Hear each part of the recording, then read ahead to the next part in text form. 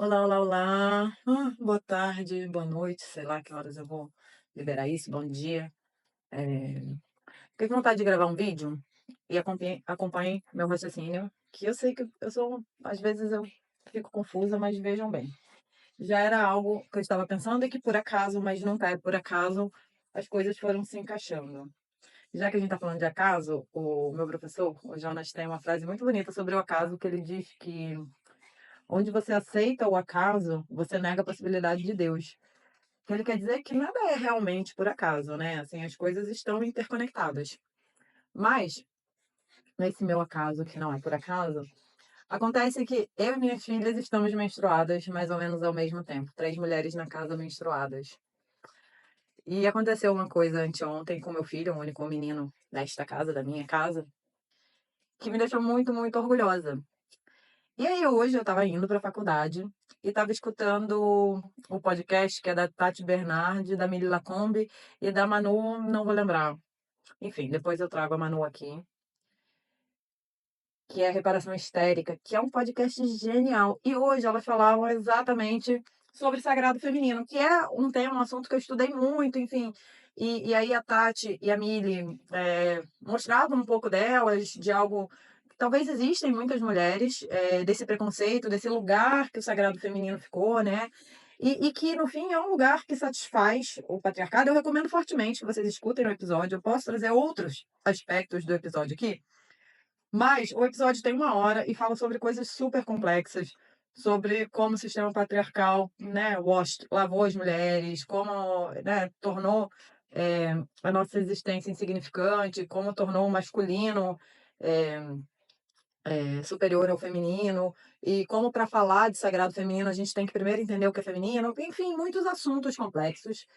Mas hoje eu vim para falar de sangue, de menstruação, de corpo, de uma coisa que é muito mais visceral. E de como a gente tem que trazer. Primeiro, a gente tem que aceitar o nosso sangue, né?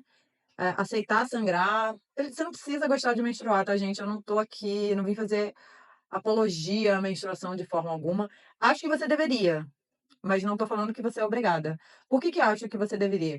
Porque acho que sangrar nos conecta com a gente. Então, quando você entende seu ciclo, você entende o quanto você sangra, quando você sangra, o que acontece antes, o que acontece durante, o que acontece depois, a potência daquilo.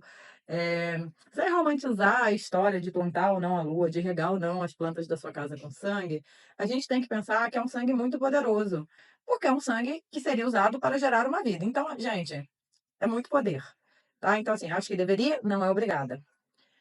Mas a gente tem que parar de achar que menstruação é um saco, que menstruação, primeiro, é uma coisa suja, que o sangue menstrual é problemático. Eu fui ensinada assim. Até uma amiga recentemente falou que ensinou as filhas dela assim, e eu a questionei, que quando você usa um banheiro e você está menstruada, você tem que agir como se você tivesse cometido um crime. Olha que analogia, né? É, é um crime o sangue menstrual, porque ele é visto como sujo, como profano, como criminoso.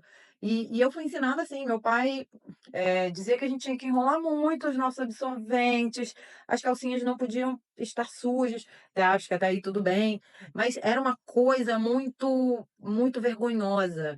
Até dentro do lixo, tudo tinha que estar muito escondido. E por muitos anos eu agia assim. Só que quando a gente age assim, a gente assume pra gente, a gente interioriza essa vergonha do sangue, essa vergonha de sangrar.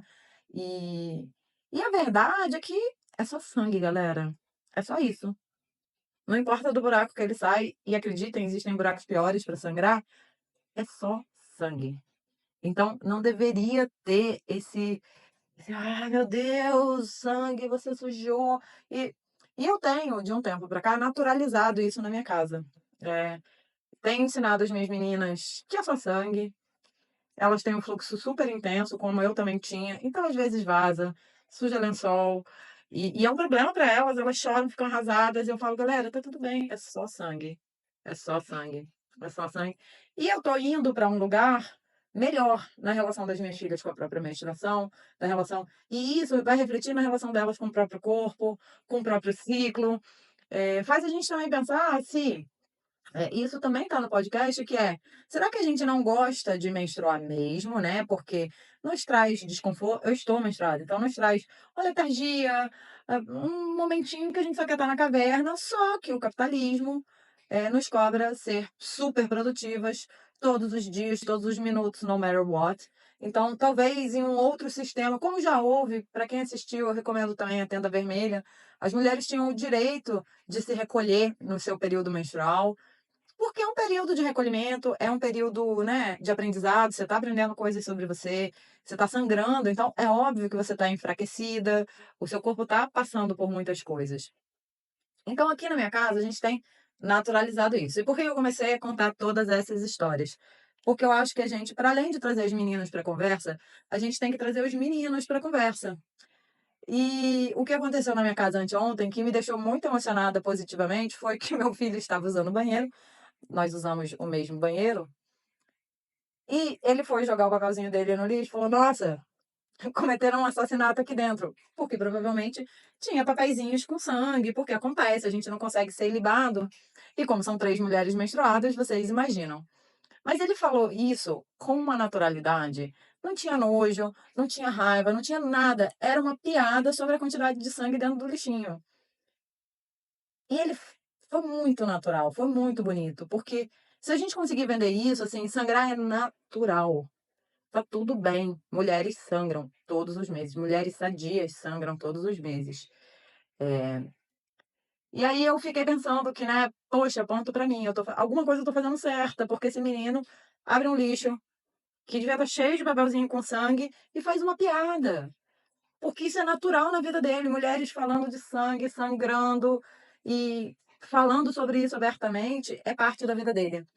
E quanto mais a gente naturalizar isso, quanto mais a gente trouxer para a pauta, quanto mais a gente aproximar isso, melhor vai ser para todos os envolvidos. Recomendo assistirem o episódio do Reparação Histérica. Vou trazer outros temas, porque elas falaram muitas coisas sobre isso, muitas coisas que me interessam. E é isso, gente. Deixa eu falar, já falei, tá bom? Beijo.